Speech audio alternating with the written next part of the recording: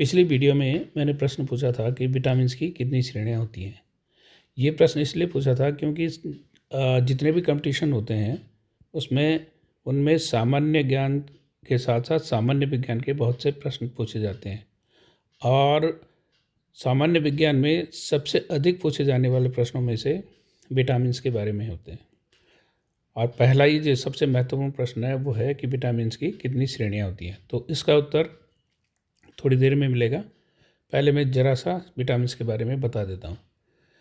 Vitamins वे रासायनिक पदार्थ होते हैं जिनको भोजन द्वारा अल्प मात्रा में ग्रहण किया जाता है और वे शरीर की सामान्य अवस्था के लिए आवश्यक होते हैं। तो इसका अर्थ ये हो गया कि ये हमारे शरीर में बनते नहीं हैं और हमें भोजन से ही प्राप्त करने होते हैं और भी बहुत ही कम मात्रा में। इस विटामिन्स को सबसे पहले 1912 में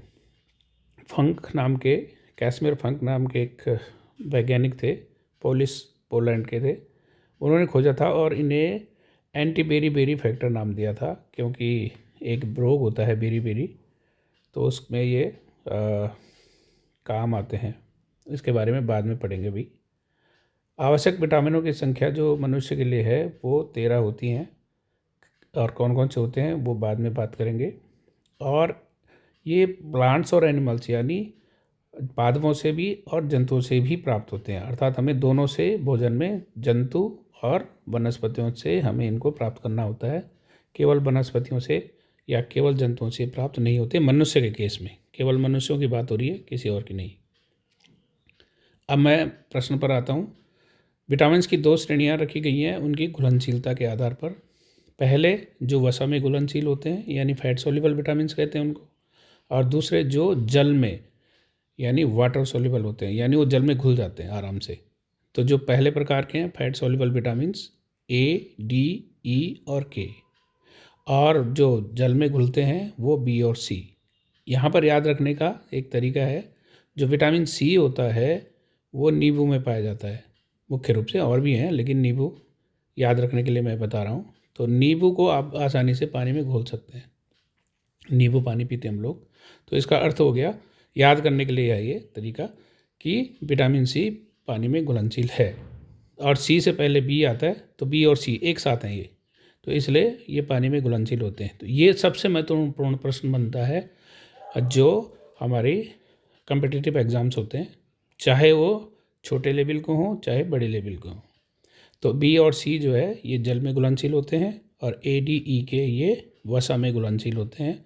और इसलिए जब हम खाना खाते हैं तो हमारे खाने में वसा की भी थोड़ी सी मात्रा होनी आवश्यक है, वरना विटामिन अगर होगा और वसा नहीं होगी भोजन में तो वो हमारे शरीर में एब्जॉर्ब नहीं होगा। स्टोरेज का भी प्रश्न आता है कि कौन से विटामिन शरीर में स्टोर होते हैं और कौन से विटामिन शरीर में स्टोर नहीं होते हैं। तो 2 ग्रुप हैं, जैसे श्रेणियाँ 2 हैं। तो जो वसा में घुलनशील विटामिन होते हैं यानी ए, डी, ई के, ये कुछ समय के लिए हमारे शरीर में स्टोर हो जाते हैं, जबकि विटामिन बी और विटामिन सी ये बहुत लंबे समय तक हमारे शरीर में स्टोर नहीं होते हैं और लगभग रोज़ प्रतिदिन हमें इनको अपने भोजन में लेना ही पड़ता है। कार्य भी पूछे जाते हैं कि विटामिन्स के क्या कार्य होते हैं। तो बहुत सारे कार्य हैं जिनको मुख्य क्योंकि हम छोटे छोटे वीडियो बना रहा हूँ मैं, तो सेल फंक्शन यानी शरीर की जो कोशिका का जो भी कार्य होता है उन पे काम का आते हैं ये। कोशिका की ग्रोथ और कोशिका का विकास, साथ ही इन्फेक्शन यानी मनुष्य में अगर हम देखेंगे तो जो संक्रमण होता है उससे भी ये बचाव करते हैं।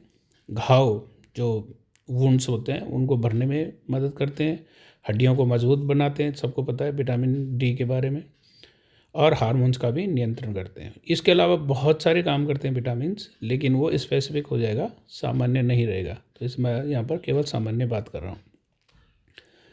विटामिन्स की डेफिशिएंसी भी होती है यानी कमी होती है, और अगर हमारे भोजन में विटामिन कमी हो जाए तो अनेक रोग पैदा हो सकते हैं। या कभी कभी हमारे शरीर में भोजन में तो कमी नहीं होती है, लेकिन हमारे जो आहार नाल है वो विटामिन्स का अवशोषण नहीं कर सकते हैं, नहीं कर पाती है, तो वहाँ पर भी फिर विटामिन्स की कमी होने लग जाती है।